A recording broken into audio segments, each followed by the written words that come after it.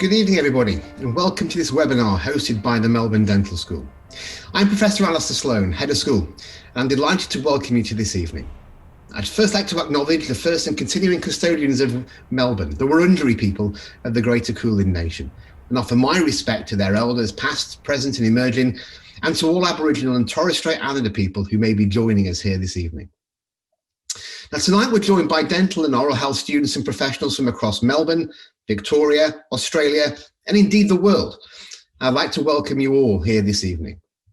Before we begin, I also want to take this opportunity to acknowledge two of my colleagues here in the school, Professor Julie Sater, Head of our Oral Health Disciplines, and Dr. Rebecca Wong, Director of Teaching and Learning here in the school, for pulling this programme together.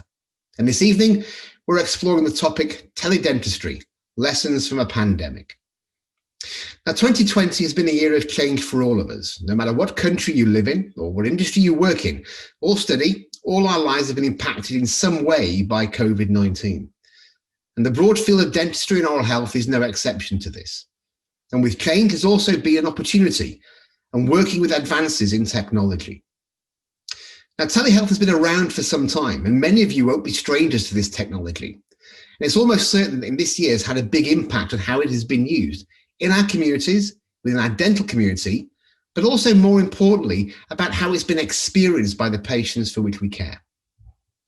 Tonight, we look forward to sharing with you some of the expertise that exists here in Melbourne Dental School, and also some of the experiences of some of our incredible alumni are having in their practice with telehealth and teledentistry. So before we start, I'd like to thank our generous speakers for giving up their time this evening to speak with you tonight and share their experiences. Myself as Head of School and all of us really appreciate your time and sharing your insights and experiences with our audience this evening. And without further ado, I'd now like to start the evening and introduce you to our facilitator for this evening's programme, Bree Jones. Thank you, Professor Sloan, and good evening all. My name is Bree Jones. I'm a lecturer here at Melbourne University and I will be acting as our facilitator this evening. I'm very grateful for the opportunity to facilitate this evening's discussions, and this is because it's a really exciting topic and one that's very much aligned to my interests, and I'm sure that you all enjoy the topics that we're going to discuss tonight as well. Teledentistry encompasses a wide variety of information and communication technologies to facilitate the care of of remote patients. And this evening we have a panel of experts to share their experiences with teledentistry. So I'd really like to thank our panel for joining us this evening. Now I would like to introduce our panel of speakers. So please welcome Professor Rodrigo Marinho, Dr. Nicole Heafy, Dr. Thomas Clark, and Dr. Michelle Munn. Firstly, let's welcome Professor Rodrigo Marinho, one of the senior academics here at Melbourne Dental School, and he will introduce himself and share with you some of his insights about how telehealth is utilised from a research perspective. Thank you. Oh, thank you, Bree. And thank you, Professor Sloan, for the introduction. My name is Rodrigo Marinho. I have background in dentistry and also in dental public health. So my specialty is not in informatics, but in dental public health. But I have seen through the years how this technology can facilitate outreach people and access remote location. So that is where my interest in teledentistry comes from. And I've been working for the last maybe 10 years in this field. But as I said before, from the perspective of public health. I call this presentation how we can help technology, because there are, for teledentistry or for telehealth or for e-health to be implemented, we need to make or allow for the full expression or its potential. And this is why I think we need to do some effort, or put some effort in helping the technology. Because I am the first speaker, I will use a couple of definition of e-health. This is one from WHO, and they define e-health as to encompass the rapidly evolving discipline of using computer, networking, and communications, methodology, and technology to support the health-related fields such as medicine, nursing, pharmacy, and dentistry. This is one definition.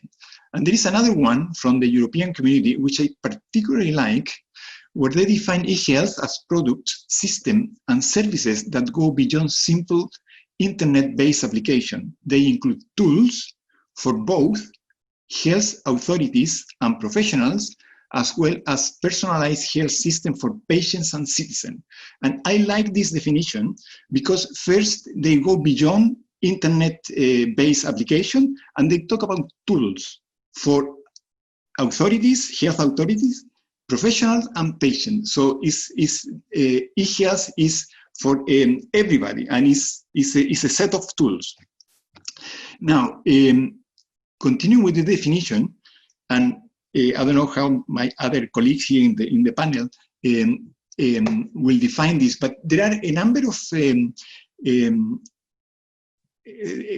terms that are used as synonyms, but they are not actually synonyms. When we talk about e-health or telehealth or telemedicine or health informatics, we are referring to different things. And health informatics is about the collection, analysis of health information and data to support healthcare. Telehealth is related to direct or indirect health information for healthcare, and within telehealth is telemedicine, and teledentistry would be in that domain. And teledentistry is defined as the body of knowledge that focuses on the organization, management, and distribution of information in support of dental education, practice, research, and administration. Within that definition, add all these applications, and we can see the application for the patient, for the practitioner, especially and practitioners, in terms of teleconsultation, telediagnosis, teletreatment, teleeducation, teletraining, telemonitoring, which is an area that's expanding these days, but also issues around administration, like use of e-health record. There are also sites where you can find information or health information for patients. So it's very broad, those applications. But all this is also within the context of technology, behavioral, and organizational and economical tools that we need to work to make all these other possible. And this is why I emphasize that we need to help with technology. Because if we don't do that, this will become barriers. I mean, in technological barriers could be access to technology, behavioral, how people attitudes to technology, organizational, all the issues around legal issues, guidelines, ethical issues, and economical, of course, is finding or financing of telehealth and e-health, and all the reimbursement method, etc. So if we don't work in parallel to the improvement of technology with all these issues, teledentistry and e-health will not become reality. In the past, and these are some of the applications that we have in teledentistry, has been used widely for teleconsultation, for telediagnosis, for teleeducation, and teletraining. And I put here teletreatment a little bit blurred, because in the past, I thought, a few years ago, I thought that is more difficult, it's not possible. But these days, we have this example, and this is a robot in China doing an implant. And this was developed to overcome a workforce shortage in that country. And I know that in other countries, they are also developing technology and robotics to do treatment, but still is at very early stages. But eventually that will come. Not for the purpose of replacing professionals, but to expand access to services. And of course, I mean, as oral health professional, we need to also try to reduce treatment and work more in education and prevention to avoid these situations. We know from the literature that teledentistry is growing and developing in a consistent fashion in the last few years, but to let teledentistry to fully develop needs to receive more attention that has been received so far. Although in the last few months we have seen that there has been an increase. But I want to emphasize also that teledentistry will never provide an answer for everything, but still we need to develop the potential because there are develop possibility for that. And to develop or for teledentistry to realize its full potential, we need some work related to development of policies and strategies for that. It must have the political support from authorities, and we need more research in teledentistry and the development of best practice for both clinical and public health care. But also, we need practitioners need to be, and the public need to be educated in the use of this technology. And for that, the oral health workforce has to be trained in the use and interaction with teledentistry in the dental school, but also through continuous professional development for the professionals. And for that, I have now an ad to pass to you. And this is a very new things we have received at the school, and in collaboration with the School of Physiotherapy and the Center for Digital Transformation of Health at the University of Melbourne. We received a grant to develop a course in telehealth. And this is, the idea of this course is to develop something that is common to all health professionals. And so we will talk about the definition of telehealth. We talk about ethical aspect, platform, how to interact, what is, how to conduct the telehealth consultation, etc. And at the end, the last module will be a more specific module for dentistry or for nursing or for physiotherapy. So this is something that is very new. Actually, tomorrow we have the first meeting to start developing that, but this is coming in the next year in terms of training of the health workforce to use telehealth and teledentistry in our case.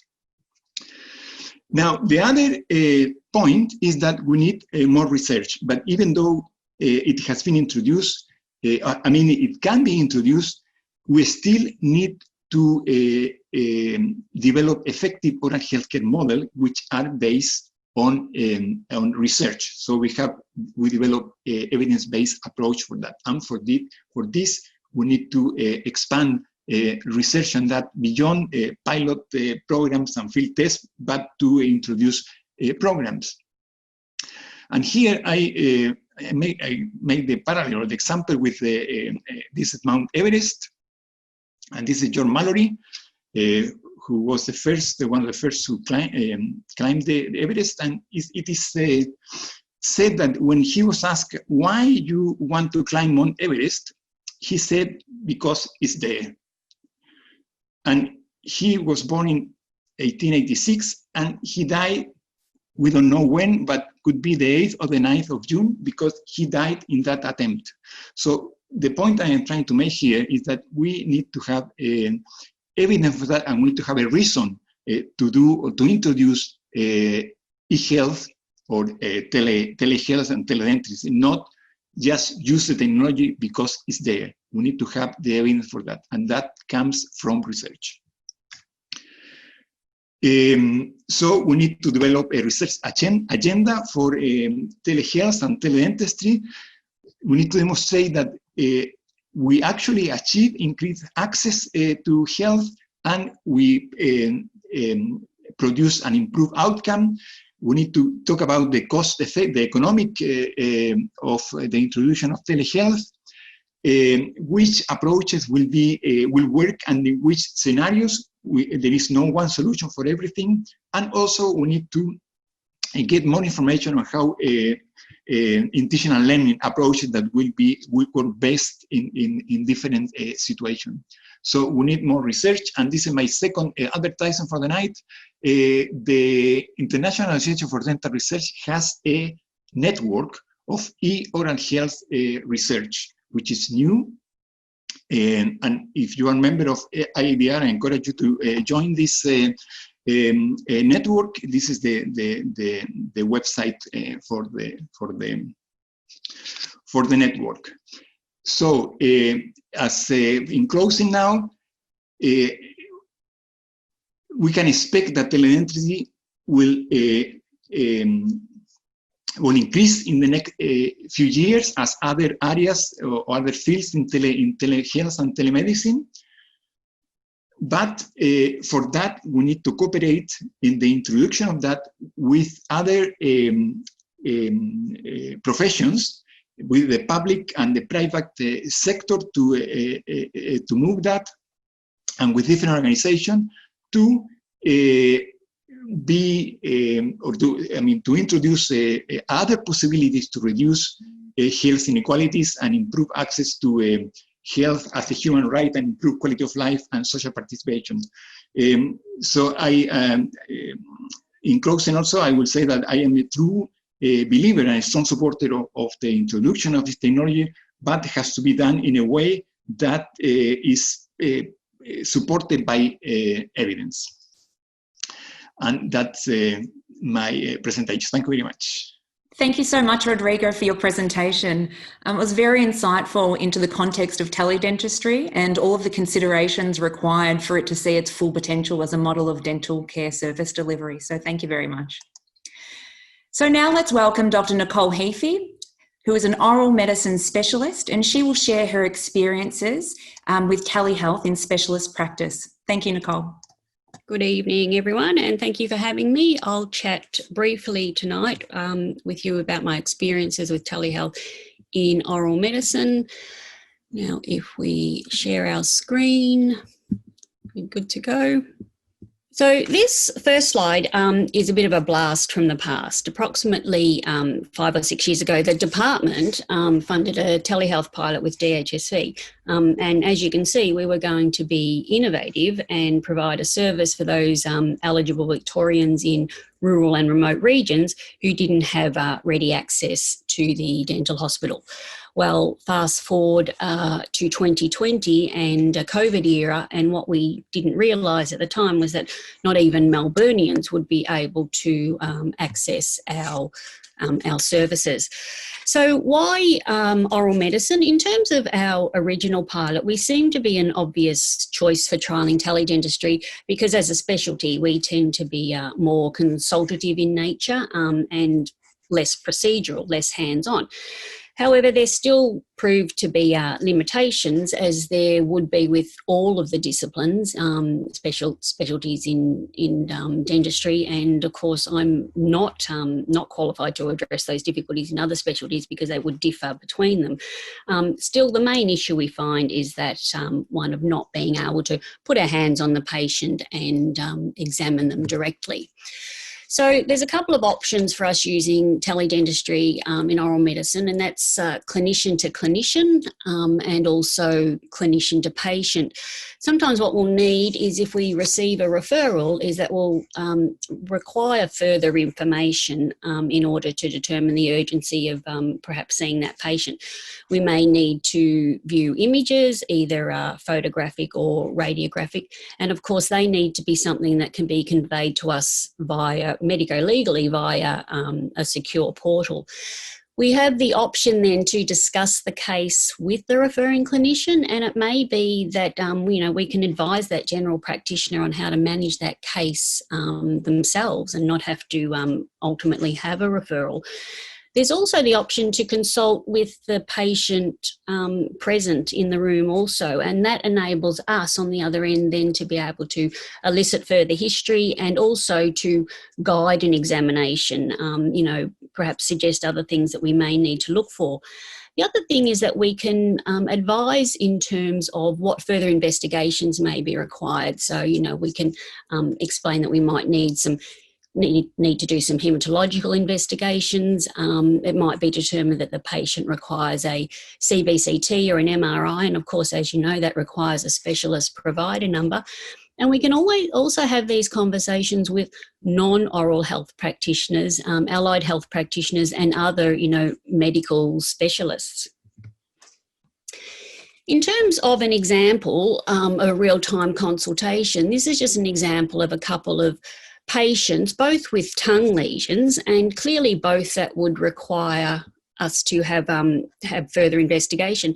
On your right there, you can see a lesion on the ventral tongue that's quite extensive. And I mean, obviously that needs a biopsy, but from our perspective, it's a homogeneous lesion and it was soft to palpation. And so that could actually wait a few weeks. Obviously, we would have to discuss what the risk factors were for that patient and give them advice. The patient here that you see on your left, also with fairly extensive changes on the right latroventral aspect of the tongue.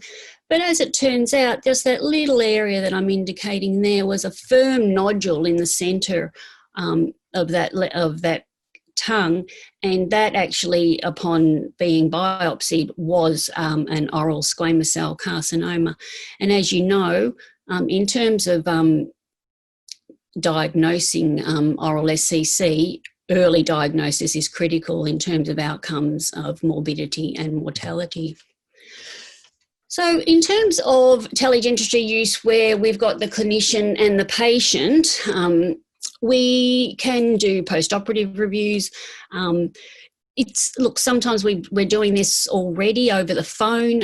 I think it's reasonable to be able to convey results of a benign condition or even oral potentially malignant lesions to a patient over the phone.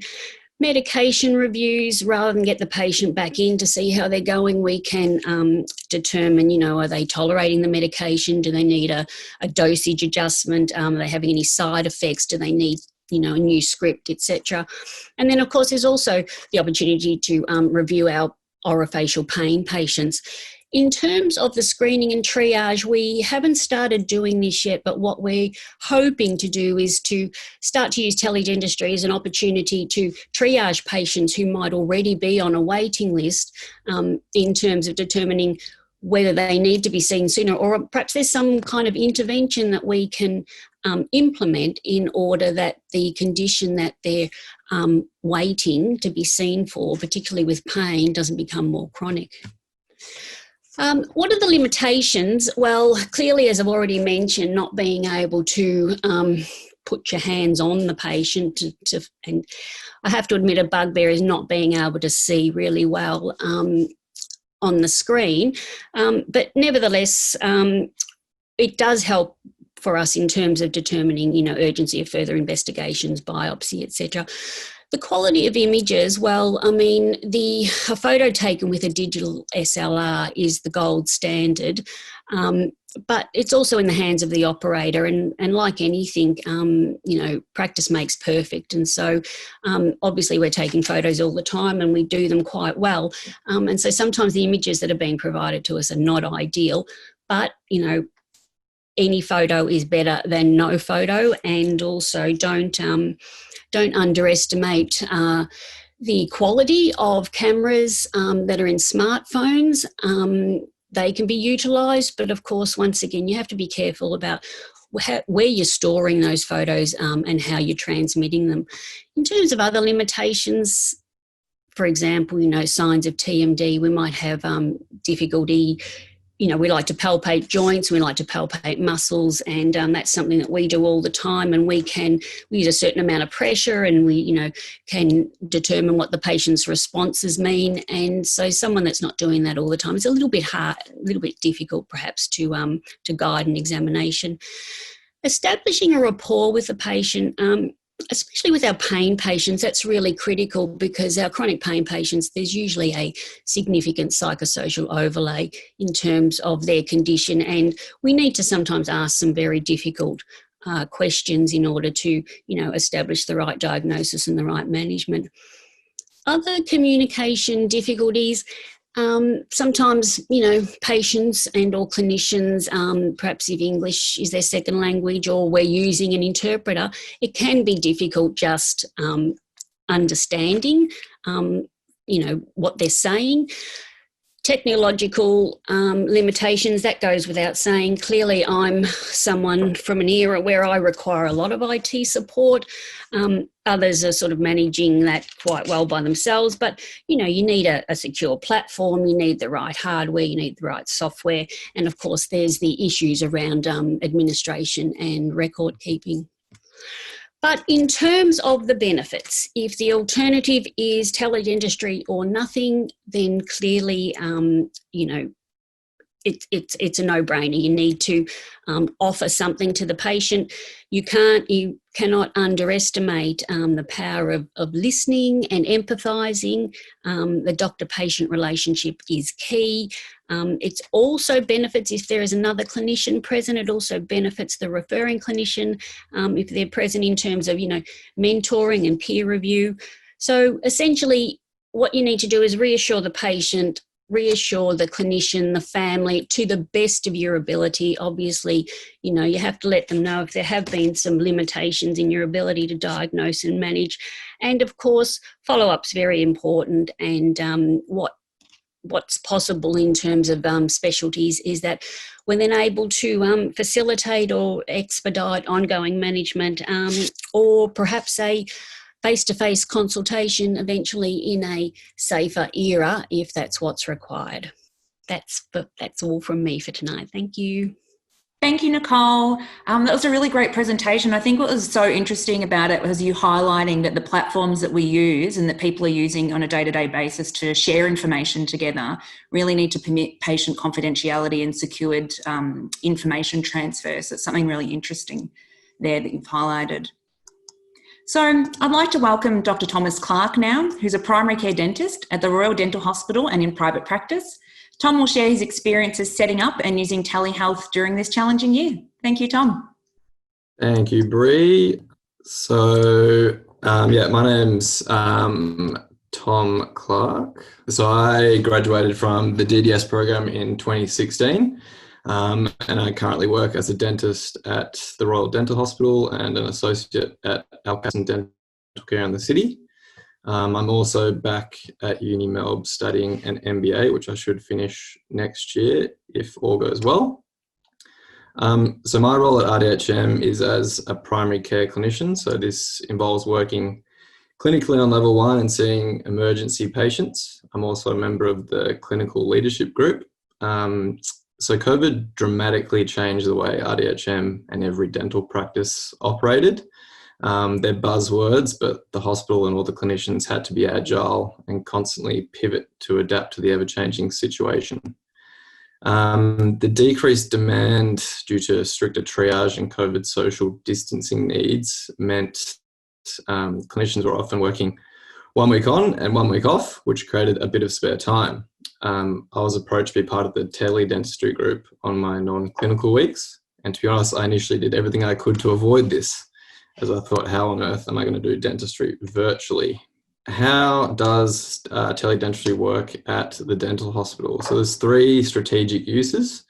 The first one is mainly what I do, which is client to service. So the patient calls RDHM and I provide a consult. The second one is service to service, which is between 2 health services or clinicians with or without the patient present. So for an example, when I need Dr. Heafy's help, thank you, Dr. Heafy. And the third one is service to client. So that might be follow-ups or further clarifications.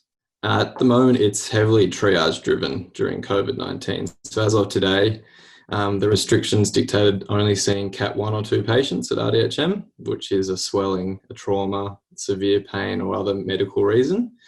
So if a category 1 or 2 patient called, they would be directed to attend RDHM. But a Cat 3, 4 or 5, which is anything else, we may provide advice, pharmacological management or other support. So this is how the patient accesses the Teledentistry link at RDHM. So this is just through the RDHM DHSV homepage. They literally click on that link and they can go straight through. And then this is what we see. So we use Health Direct, which is the DHSV endorsed secure platform. It's government funded and we get a lot of help from patient services officers. So you can see here you've got a wait room and a general care clinic. It's very similar to what you have on site, but it is obviously all virtual. We've got another couple of images here. So this is the room we use at RDHM. So I think there's 4 setups at the moment, all with 2 computers. So you have one screen with Titanium and one screen with Health Direct. And then this is what we actually see when we use Health Direct. So excuse my mouth, but this is a photo I've taken today with Anthony, one of the patient services officers. But it's to give you an example of how it works and what we can actually see. You can also share images, screen shares, share files, and do all sorts of things. So it works quite well. So limitations, technological limitations on both sides, obviously. So this can be clinician-based, new to the system. Health Direct requires a very long password, which has created challenges, but it's also difficult for some patients, especially some of the older patients who may not be familiar with using technology. Obviously, you don't get the same clinical ability as face-to-face. Visually, it's actually pretty good. As Nicole said, the smartphones, you can get really, really good visualization with quite good lighting. But it's the testing, the percussion test, the cold test, which are unable to perform that more hands-on feel. You lose a bit of the nuance of communication and reading people's body languages. But at the moment, via teledentistry, we don't have to wear masks, so sometimes it's actually easier. Medico-legally, there's always that question in the back of your mind that are you missing something because you can't feel and you're not actually there? I think that's just a discussion you have with the patient around informed consent. It's not a full exam and it's an adjunct at the moment. There's also some discussion around potential prescribing outside the therapeutic guidelines framework, but in my experience, this hasn't been the case. I haven't really felt compelled to make any line ball decisions regarding prescriptions. I think if they needed antibiotics or analgesics stronger than what they can buy at the supermarket, then they're a category 1 or category 2 and they need to come into the hospital for a proper examination. So why is it good? So obviously from a COVID perspective, we get reduced patient flow. We have a much better ability to deal with patient loads effectively. So for example, today at RDHM, there are 5 primary care dentists operating. If 150 patients walk through the door, it's just not going to work. Teledentistry really helps manage this and reduces unnecessary attendances at RDHM. More generally, we found it's really convenient for the patients. They don't need to leave home, so working well for things like follow-ups and post-operative calls. We found it does break down barriers. So we're quite a technologically advanced society, and the dental chair is quite confronting. And often some of these patients are making the first step towards improving their dental health, and it's definitely occurring in a more comfortable environment for them where they feel a bit more psychologically safe. It's a really viable alternative if patients live far away or they're vulnerable and find it difficult to travel. And you'll always be surprised at what you can achieve. Lots is possible. We can refer for radiographs. We can write prescriptions if we need. So it does work really well. So I'll just move on to one example of where I found it's worked well. So this is Mrs. W. She was a 94-year-old, I've obviously moved the patient identifiers here. She was a 94-year-old female, and I spoke to her and she was inquisitive about a stained line in her front tooth that had been present for many years. There was no pain, no history of trauma, and when she pulled her mobile phone up to her face, it was clear that it was simply just a crazed line in her tooth. So she doesn't need to attend RDHM. And without the teledentistry program, she may have been triaged as a trauma case. She could have been told to come in, which is something difficult for her, and especially during the COVID pandemic, it's probably not appropriate. And that is it for me. Thanks, Tom. It was a great presentation. And I think the part where you're talking about post-COVID, the ongoing application of teledentistry and how it can continue to be utilised is really exciting. And I hope that it's one that is continuing to be utilised to improve access for people and to, I guess, better triage patients appropriately. So now I'd like to welcome Dr. Michelle Munn. So she also works in private practice, and she'll share her experience in health technology and health informatics. Thank you, Michelle. Hi, everybody. Thanks for having me. Really excited to be on this webinar. I will switch over to my slides as well. Okay, so my name's Michelle. I'm a 2015 graduate from the Melbourne Dental School. I've also taken a bit of time out of clinical dentistry to study informatics, like healthcare data analytics in the US. And have returned, and I'm here for this webinar. Really excited to be talking about technology, which is one of my favourite topics. So we've heard a lot about the experiences of teledentistry in the public health sector and in academia, so I thought it would be good, since I currently work in private practice, to round it off with some experiences of teledentistry in the private sector, and then later on I'll talk a bit more about teledentistry in the broader context of digital health in Australia. Obviously, one big theme of this webinar has been how has COVID-19 influenced adoption of teledentistry. I think one really big key point is that the motivations for adopting teledentistry in the private sector versus the public sector are going to be a little bit different just due to the inherent nature of these sectors. So while the main benefit of teledentistry is to lower the barriers for access to care, in each sector it's going to look a little different.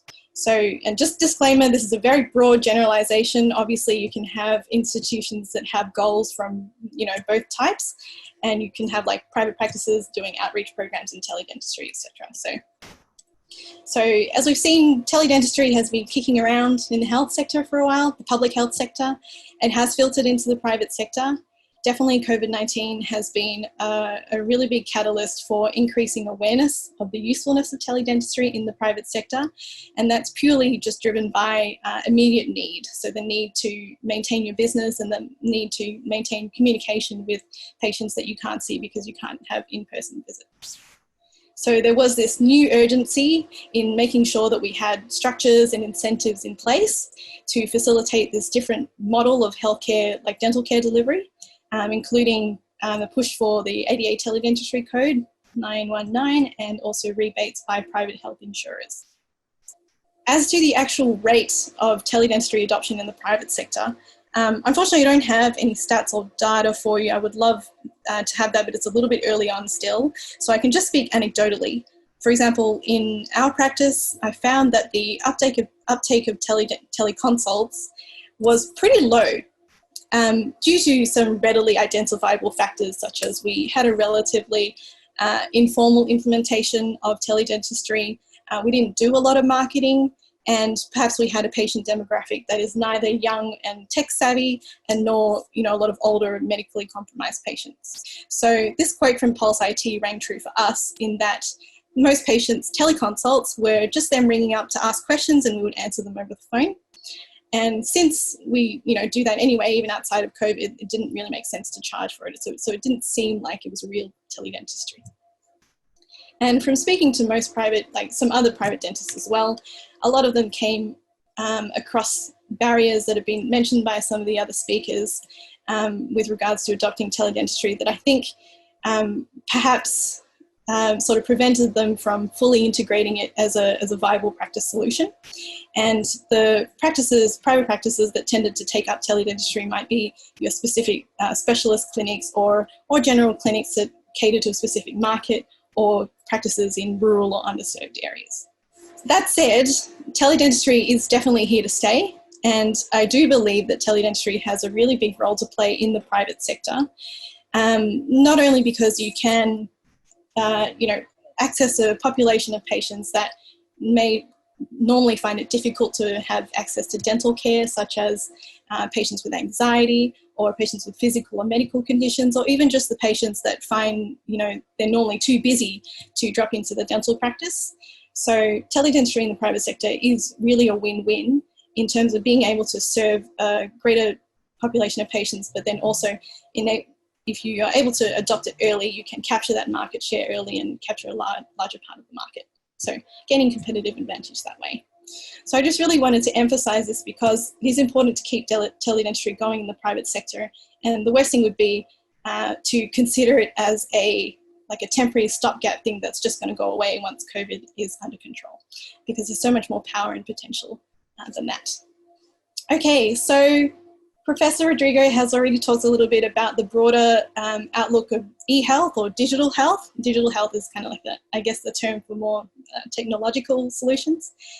I would like to zoom out a bit as well and have a look at the bigger picture, because really teledentistry is just one arm of this whole digital health transformation that's happening in Australia and around the world. And by digital health, I mean stuff like the data exchanging systems like My Health Records, technology like wearables and apps and secure messaging and so on. The reality is that in Australia, we have one of the better healthcare systems in the world, but there's a large section of the Australian population that is not eligible for public dental care and still finds it difficult to afford the routine dental care that they want or need due to various reasons.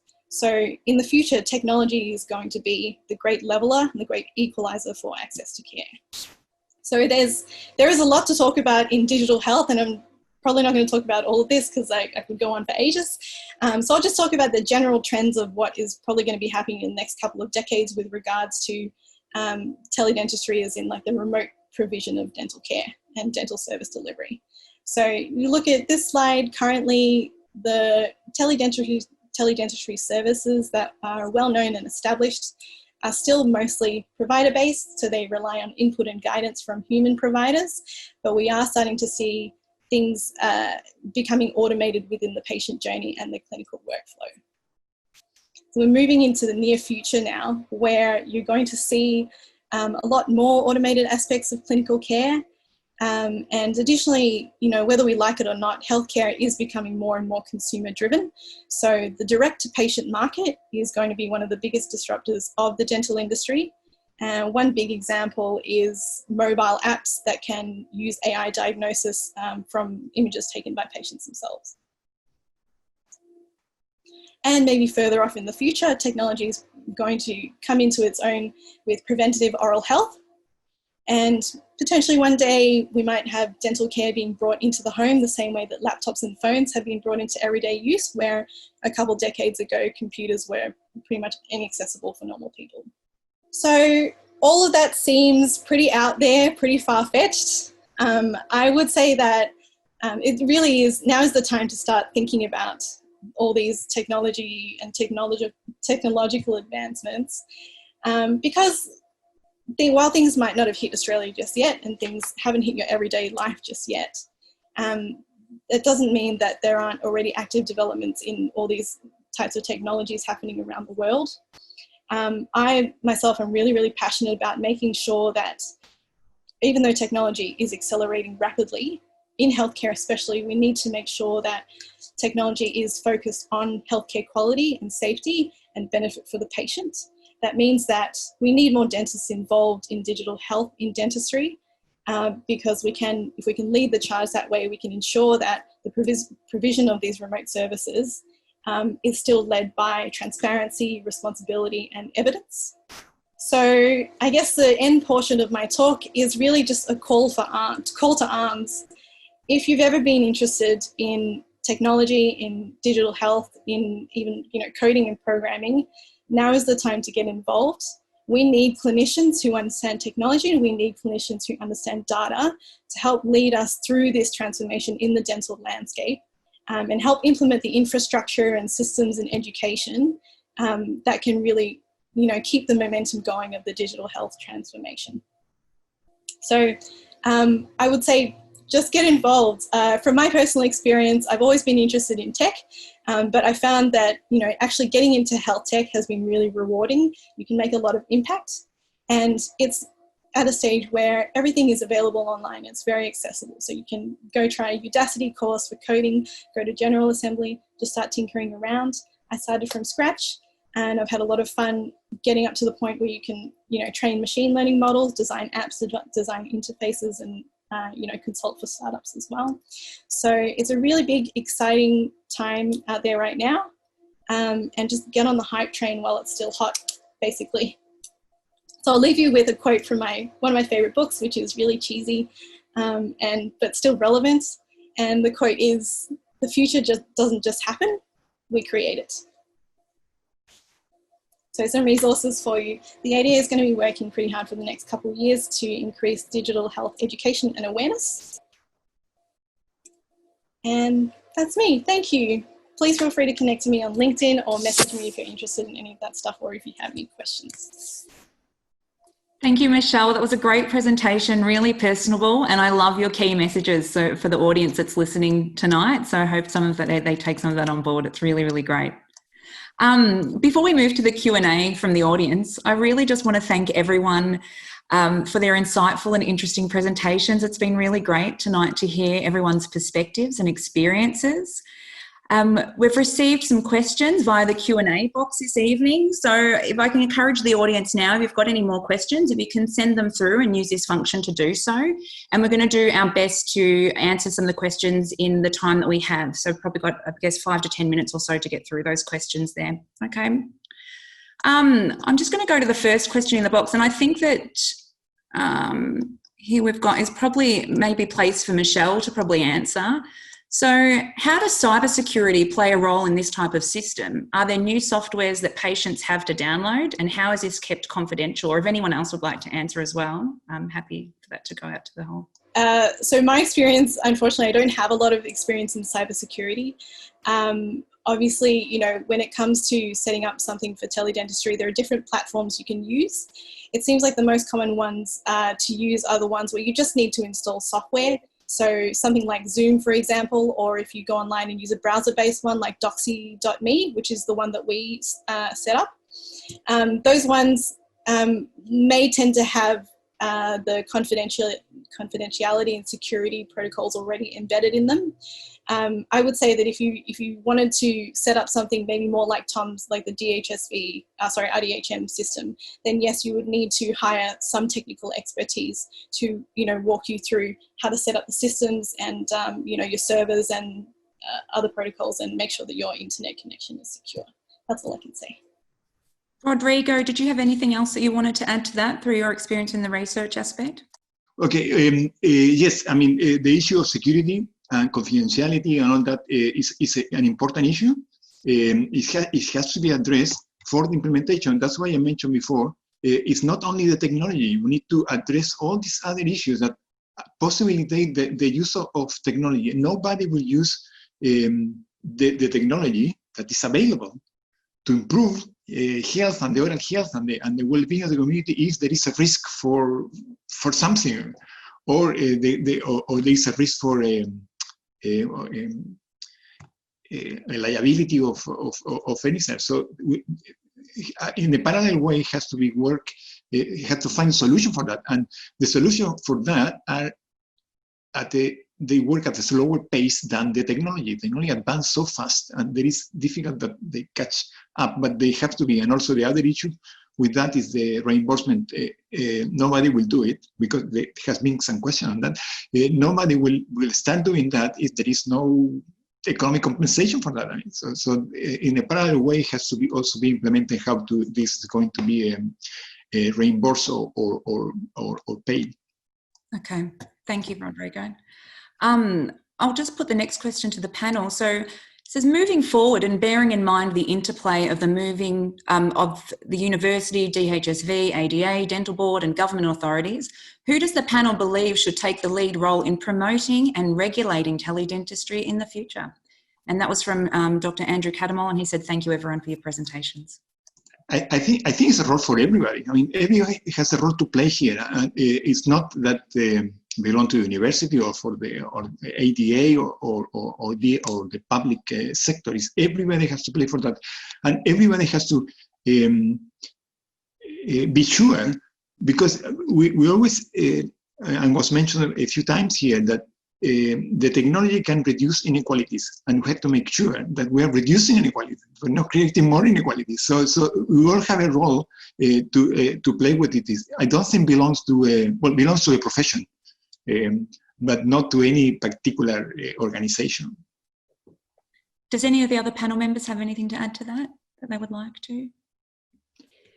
Just a personal opinion, I think I would like to see the ADA have some oversight, but they're there to guide us basically. And in terms of who knows what the future will be in terms of, providing, guidelines for what should be, appropriate, safe practice of teledentistry. So I'm just going to go to one here. Is there a platform you would recommend for private practice? The medical area seems to be well sorted, but what is available for dentistry that is cost effective and secure? I guess I can speak on that. There are sort of two types of software available right now. You can use video conferencing media that is normally used for, that has been used in other fields. And then there is like Zoom, GoToMeeting, any of those. Sort of discourage using social media video conferencing like Facebook, even FaceTime. And then there are ones that are cropping up which seem to be more dentistry focused, like some startups and private companies. Recommended ones is anything that you find easy to use, easy to implement, easy for patients to use, and that has the required security and confidentiality protocols. So I think OAIC has guidelines on privacy in healthcare that you can look at. Great, thanks for that, Michelle. We've got a couple of questions that are coming through, so I'm going to kind of merge some of them. So I'm just being aware of time that we're getting to last question. And there's a few of these questions around patients, I guess, perspectives and perceptions of utilising teledentistry, and also about the patient experience and being able to give the patient a good experience. So if any of the panellists have any advice on, practical applications of using this technology and any tips to make it, I guess, feel less awkward for patients, that would like to be answered as well. Thanks. I was involved in a project with rural, non-metropolitan centers, more than rural, and we used the database from the Royal Children's Hospital to see if we could avoid trips to the city, to Melbourne, for checkups.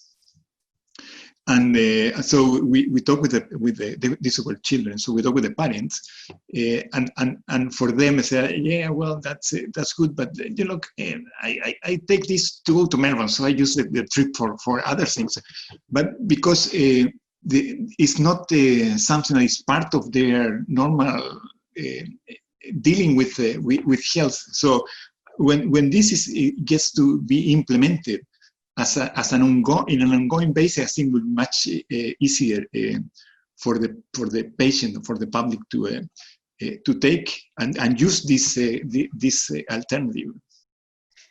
Thanks, Rodrigo. Tom, would you like to add to that as well from your experiences in utilising it at the hospital? Yeah, I think like everything, it's practice makes perfect. So it's difficult. It was difficult for me the first time I used it, but I think with all communication, there's all these communication styles and everything, but it's important to be yourself and relate to the patient. So same as everything, I don't even talk dentistry for at least a minute, at least find out how their day's been, how they've found accessing the solution, and that way you get a bit of common ground and build a limited relationship, which helps moving forward. Great, thank you very much.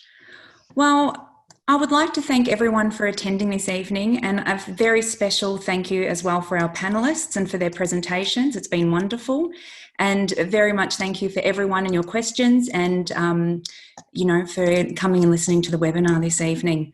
So, there will be a recording of the webinar that will be circulated after the presentation, and I just wanted to say thank you and good evening.